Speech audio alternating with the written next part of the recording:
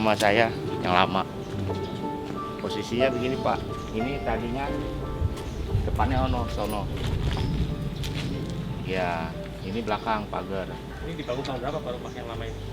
Kalau ini tahun berapa ya, 90-an kayaknya. Lagi pertama yang bukan mama saja, tapi mama saya beli sama orang gitu. Tetangga juga, dia dijual. Sesudah itu kan mama saya kan sakit. Jadi makanya kenal sama Pak Acun itu, mama saya ada yang ngebawa Pak Acun kemari, dilihat, dibawa ke rumah sakit. Habis renovasi rumah ini kak, mama saya habis dioperasi. Nah itu renovasi itu asbes sama bikinin kamar mandi gitu. Tadinya kamar mandinya nggak ada. Tadinya sama Pak Acun kan mau dirapiin, jadi mama pengennya di sono. Ya berhubung udah itu kan namanya kemauan orang tua ya, kita nggak bisa larang ya. Yaudah, cuman kata Pak Acun boleh ngebangun di sono, yang penting tanah milik. Cuman prinsipnya ini dibongkar. Sebenarnya ini tanah pangeran Pak, tanah pemerintah ya, pengairan. Jadi ini nggak ada suratnya.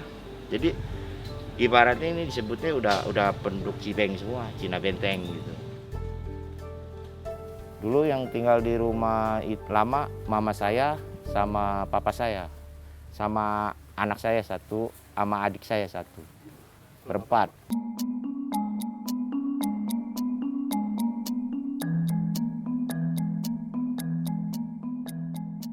Nah, kalau Ibu Gonari itu dia punya rumah memang sudah tidak layak huni. Tinggalnya itu di bantaran Kali Cisadane. Nah, di bantaran Kali Cisadane itu tanahnya bukan tanah milik. Nah, tanah dari pengairan, pemerintah punya, Pemda punya. Tapi dia punya tanah kosong dari orang tuanya. Nah, untuk membangun rumahnya itu sendiri ya, dia tidak mampu karena anaknya satunya saat itu di kondisi pandemi, dagang juga sudah sepi gitu. Akhirnya ada beberapa teman ya, teman-teman donatur itu berencana gitu ya, berencana untuk membantu Ibu Gonari karena Ibu Gonari kan sakit jantung. Nah, sakit jantung di kondisi rumahnya yang tidak layak huni dan hujan, kebocoran segala macam, angin, itu juga membuat dia tidak sehat dan ketakutan gitu. Maka dari rasa kerisauan yang sangat besar ini, beberapa donatur itu berinisiatif untuk membedah rumah gitu.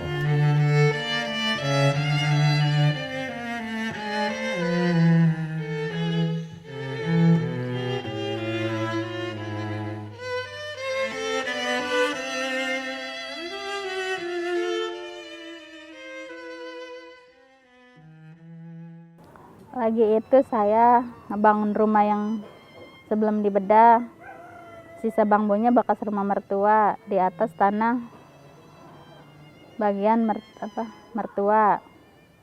Terus saya nabung cuma dapat 900.000. Kalau dapat duit saya nabung 5.000, kadang 10.000. Nggak kehitung, misalkan nggak tahu berapa bulan apa berapa tahun. Tahu-tahu udah ada segini katanya. Ya udah, saya udahlah. Saya bikinin rumah dah secukupnya. Yang penting bisa layak buat anak-anak. Nyatanya belum lama ini lagi rusak lagi karena bambu bekas kali. Ini depannya. Itu udah mau rubuh, kata yang nggak tahu mah disangkanya kayak kandang ayam bocor. Pada bocor, baju pada basah. Tapi tetap tinggal di situ masih berhujan. Kalau hujan mah iya, kalau hujan angin tuh ke sini ke rumah saudara. Kata saya ntar kalau itu ngungsi, kadang dia nggak mau kalau nggak disuruh saudara mah. Nah sana ntar ketiban rumah lu, ke rumah Encek begitu. Baru pada mau. Kalau disuruh saya mah nggak mau. Anak-anak saya suka ngeluh pas saya main ke kontrakan rumah temen, dia pengen rumahnya kayak gini yang ada WC-nya, Mak. Saya sedih ngelihat anak-anak saya mengeluh karena saya nggak bisa memperbaiki rumah itu. Saya tidak bisa berharap Karena penghasilan saya cuma bisanya metik cabai, hanya bisanya buat jajan anak dan ngasih dia makan doang.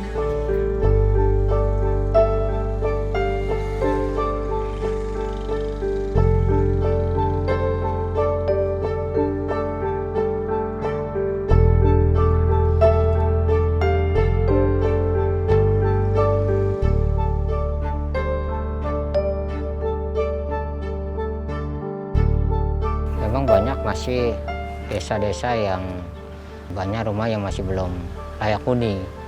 Ya, mereka banyak rumah yang masih tanah, gitu, lantainya tanah, terus bangunan-bangunan yang masih terbuat dari bambu. Gitu. Itu memang masih banyak di sekitar Tangerang.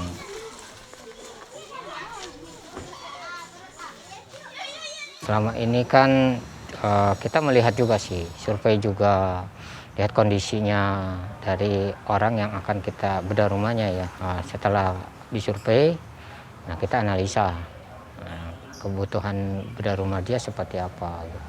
Kalau contohnya ya Pak Mingsar ini, kita lihat anaknya masih kecil, terus dia ayahnya juga tunanetra, ya kan.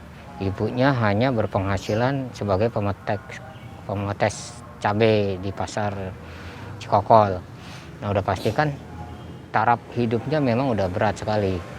Nah, ibunya juga udah menyerah ya, keluarga Pak Mingsar sama Pak Mingsar itu menyerah kalau untuk membangun sebuah rumah. Ini juga satu, psikologi anaknya juga ikut masuk gitu. Nah, anaknya menjadi tidak percaya diri, terus minder. Nah, dengan adanya kita bantu dia membedah rumah, tujuannya anaknya sendiri tidak minder dan dia percaya dirinya kuat gitu. Itu yang tujuan utama kita. Karena jangan kita hanya berikan rumah tetapi dianya sendiri akhirnya tidak ada semangat. Tidak semangat untuk memperbaiki taraf hidupnya. Bagaimana cara memperbaiki taraf hidupnya?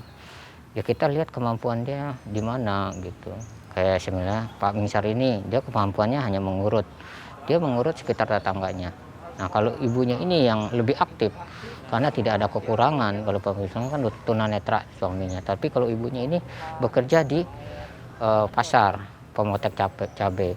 Nah, di situ kan dia punya aset ya, aset untuk beli berdagangan di pasar, dijual lagi ke rumahnya. Tapi butuh modal.